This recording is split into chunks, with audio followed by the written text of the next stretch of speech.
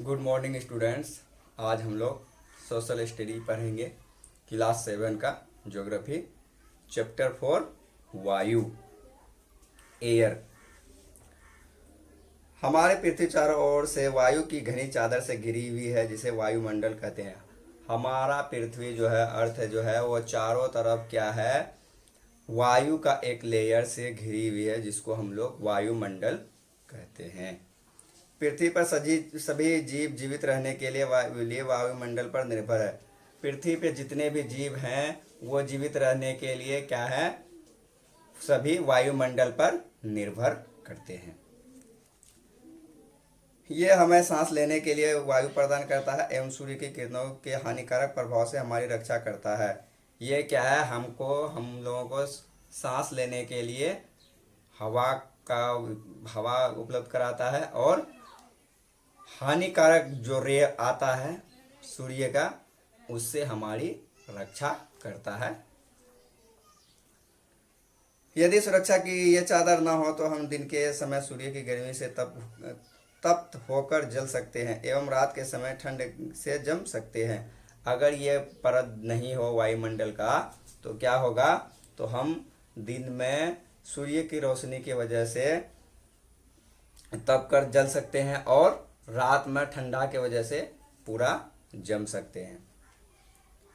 अतः यह वायु राशि है जिनसे पृथ्वी की तापमान को रहने योग्य बनाता और यही वो लेयर है जिसके वजह से पृथ्वी में अर्थ में रहने का योग्य है। नहीं तो ये भी हमारा और ग्रह की तरह और प्लेनेट की तरह ये भी रहने योग्य नहीं होता।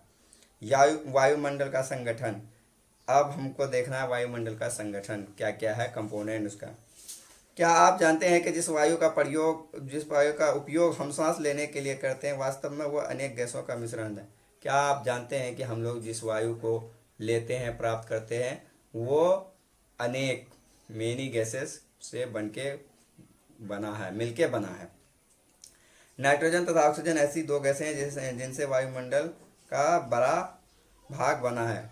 नाइट्रोजन और ऑक्सीजन की मात्रा सबसे ज़्यादा वायुमंडल में पाया जाता है, उसके बाद और सब गैसें। Carbon dioxide, helium, ozone, argon एवं हाइड्रोजन कम मात्रा में पाए जाते हैं। ये जो carbon dioxide, helium, ozone, argon ये सब क्या है, कम मात्रा में स्मॉल अमाउंट में पाया जाता है। इन गैसों के अलावा धूल के छोटे छोटे कण भी हवा में मौजूद होते हैं और इन के अलावा धूल कण भी वहाँ मौजूद होते हैं। चित्र 4.1 में वृत्तीय रेखा दिया गया जिसमें वायु के विभिन्न संगठनों के प्रतिशत दर्शाए गए हैं। अब यहाँ एक फिगर है हमारा जो हम देखेंगे कि वायु किसमें कितना प्रतिशत है और कहाँ क्या है। तो हमारा सबसे ज़्यादा नाइट्रोजन है 78%, उसके बाद हमारा यहाँ ऑक्सीजन है 21%, उसके बाद आर्गन है 0.93%, उसके बाद हमारा आ जाता है अन्य सभी गैसें और कार्बन डाइऑक्साइड कितना है 0.03%। ये सारे मिलकर के वायुमंडल का निर्माण करते हैं।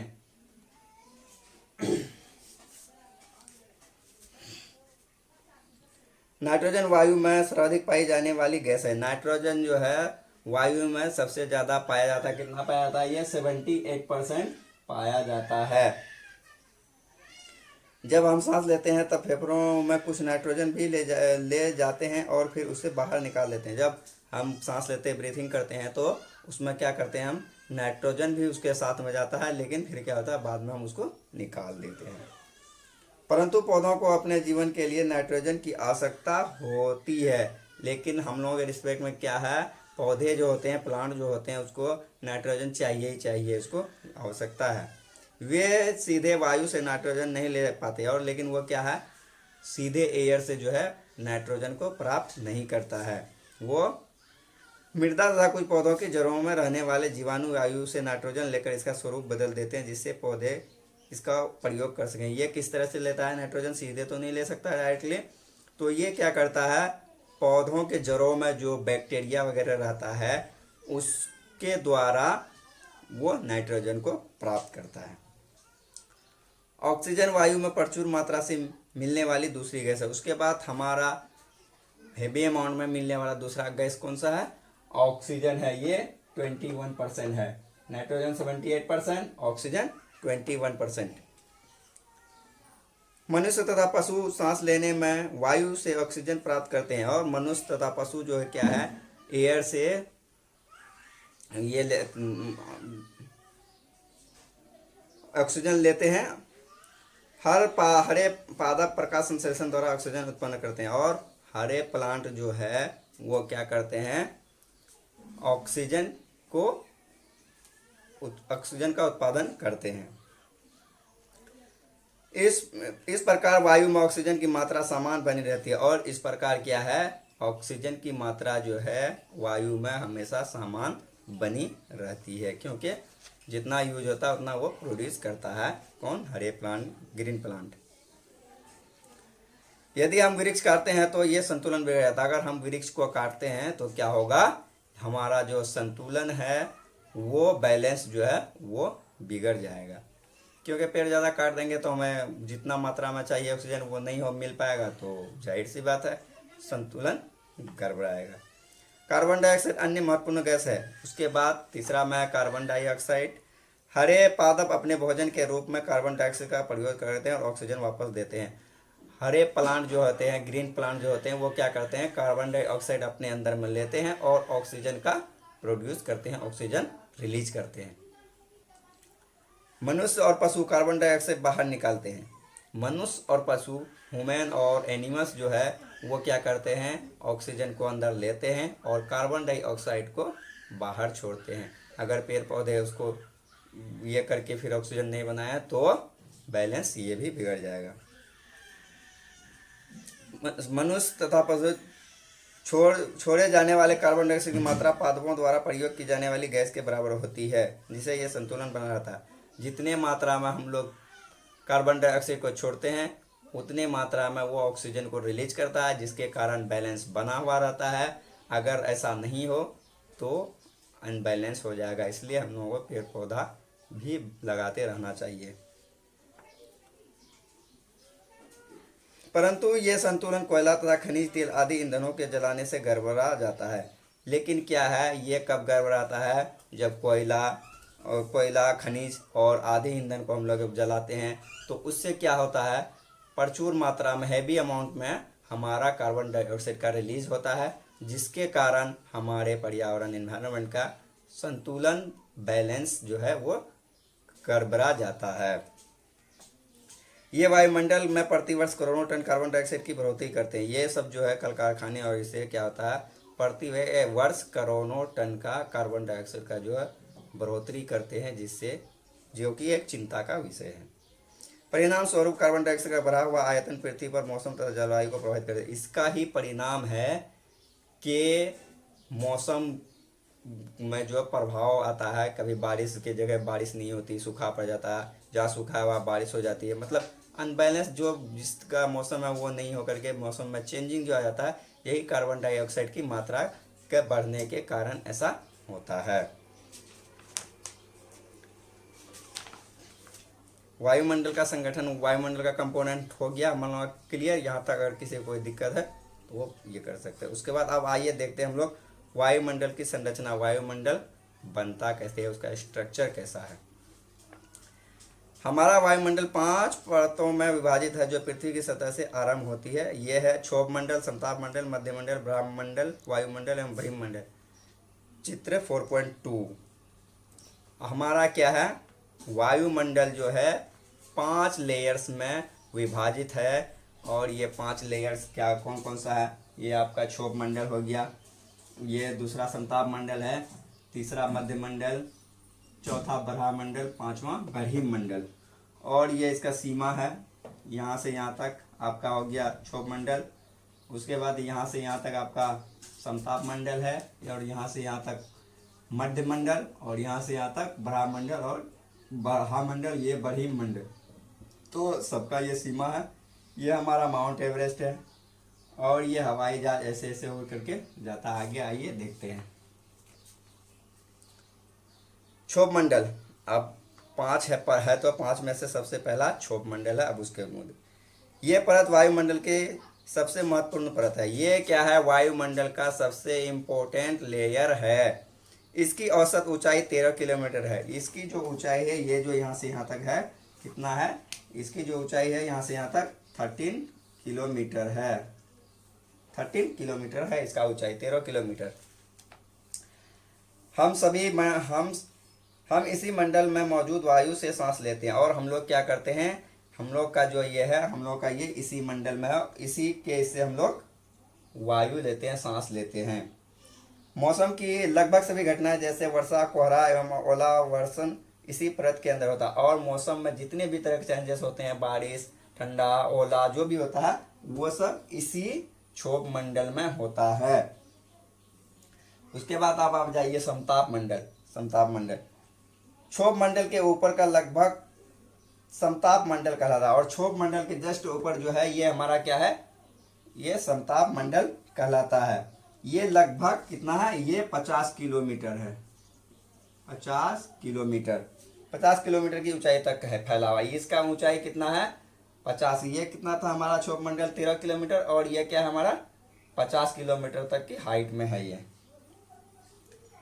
ये परत बादलों एवं मौसम संबंधी घटनाओं से लगभग मुक्त होती है। और ये जो है मौसम संबंधी जितने भी घटनाएं होते हैं और बादलों से संबंधित जितने भी ये होते हैं, ये इस सब से मुक्त होता है। उससे कोई इसको लेना देना नहीं होता है।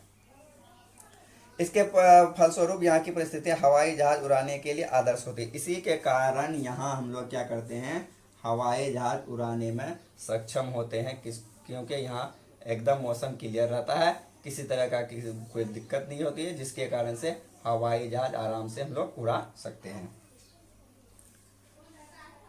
समताप मंडल की एक महत्वपूर्ण विशेषता यह है कि इसमें ओजोन गैस की परत होती है। और समताप मंडल का एक विशेषता ये भी है कि यहाँ पे हमारा ओजोन जो है, ओजोन परत, ओजोन लेयर मौजूद होता है।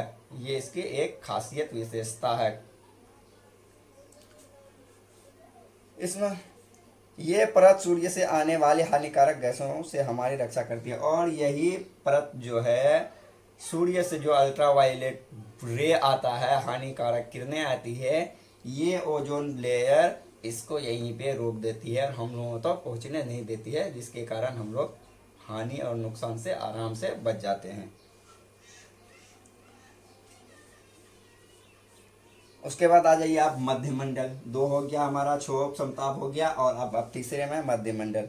ये वायुमंडल की तीसरी परत है। ये वायुमंडल का कितना है, तीसरा परत है, तीसरा लेयर है। ये समताप मंडल के ठीक ऊपर होती है। और ये क्या है, समताप मंडल के ठीक ऊपर होता है। और ये लगभग 80 किलोमीटर की ऊंचाई तक फैला हुआ होता है।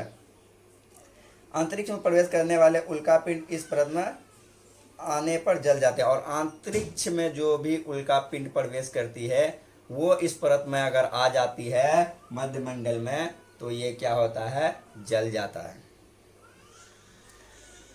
उसके बाद चौथा हमारा ब्रह्मंडल आते हैं। ब्रह्मंडल वायुमंडल में बढ़ती ऊंचाई के साथ तापमान अत्यधिक तीव्रता से बढ़ता। और इसका क्या होता, ऊंचाई के साथ बढ़ने के साथ साथ यहाँ का टेम्परेचर जो है इंक्रीज करते जाता है। आयन मंडल इस परत का एक भाग है। आयन मंडल जो है इस परत का एक क्या है, भाग है। और ये कितना है, ये हमारा 80 से 400 किलोमीटर की ऊंचाई तक फैला हुआ होता है। रेडियो संचार के लिए इस परत का उपयोग होता है। और इस परत का उपयोग किस लिए होता है, रेडियो से जो इतना भी प्रसारण होता है, ये इसी परत के कारण होता है। और यहीं से ट्रांसमिट होता है रेडियो का प्रसारण। वास्तव में पृथ्वी से प्रसारित रेडियो तरंगे इस परत द्वारा पुनः पृथ्वी पर परावर्तित कर दिया जाता है। वास्तव में क्या होता है, जो यहाँ से रेडियो का जो प्रसारण होता है पृथ्वी से, वो कहाँ जाता है, इस ब्रह्मंडल में आता है। इस मंडल से आने के बाद वो दोबारा क्या करता है, वो परावर्तित कर देता है उस वॉइस को। उसके वजह से हम लोग उसको सुन पाते हैं। उसके बाद लास्ट हमारा ब्रह्मंडल। वायुमंडल के सबसे ऊपरी परत को ब्रह्मंडल के नाम से जाना जाता है। और वायुमंडल का सबसे ऊपरी परत और लास्ट परत जो है वह बरहीमंडल है। ये वायु की पतली परत होती है, ये वायु का पतला सा परत होता है। हल्की गैसें जैसे हीलियम एवं हाइड्रोजन यहीं से अंतरिक्ष में तैरती रहती है।